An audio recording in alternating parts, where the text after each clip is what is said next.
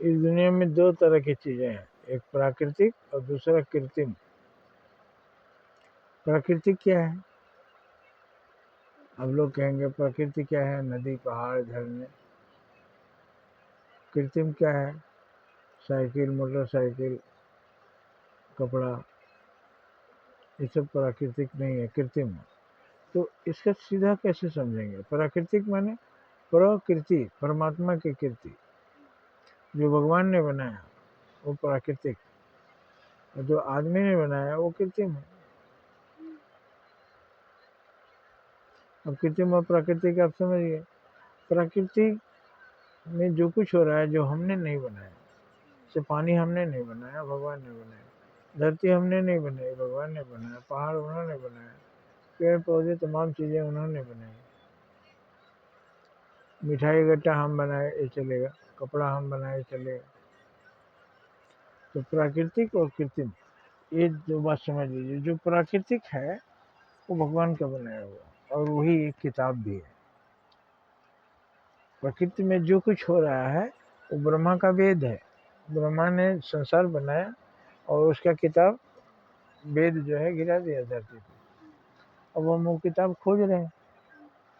वेद मिलने वाला नहीं। ये वेद तो मिल जाएगा जो वेद व्यास ने लिखा, लेकिन ये दुनिया का सारा ज्ञान उसमें नहीं है। जितना खोज पाए थे वही है। ऋषि मुनि जितना जान पाए वही ना बताए। जो नहीं जानते थे वो क्या बताएंगे? तो संपूर्ण ये है जो सारा विश्व है, प्रकृति, सारा ब्रह्मांड। ये ब्रह्मांड जो है, ब्रह्मांड क्यों बोले? ये ब्रह्म अंड रूप में है, अंडाकार है। ये धरती, आकाश, पाताल सब अंडाकार है। सृष्टि ही अंडाकार है। उसकी गति घटती है, बढ़ती है, घटती है, बढ़ती है, इसी में चल रहा है। तो ये है प्रकृति। जितनी चीज़ें, इसमें कुछ लिखा है, और वैज्ञानिकों को वही खोजना चाहिए कि ये कैसे हो रहा है। धरती पर दिन रात कैसे हो रहा है? सूरज के कारण। सूरज में से प्रकाश आ रहा है। सूरज में प्रकाश कैसे बन रहा है? सूर्य से किरण यहाँ कितनी देर में आती है? सूरज क्या है? तो पता किए कि सूरज एक आकाशगंगा का एक यूनिट है, एक तारा है। इसमें 2 अरब तारे हैं।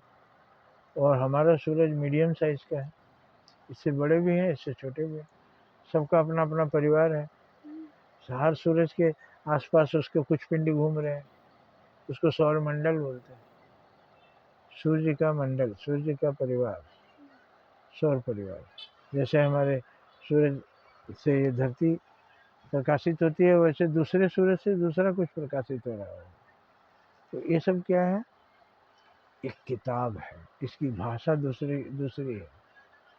सबको इसकी भाषा को समझना पड़ेगा। मतलब ये कैसे हो रहा है, और जो खोज पाएगा वही वैज्ञानिक हो जाएगा।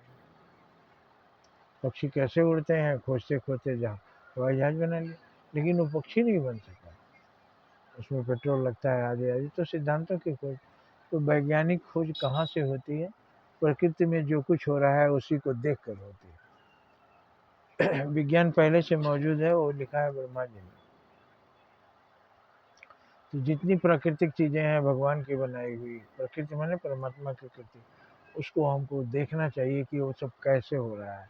और जब देख कर समझ जाएंगे तो एक नई खोज सामने आ जाएगी। ये बात वैज्ञानिकों तक पहुंचना चाहिए।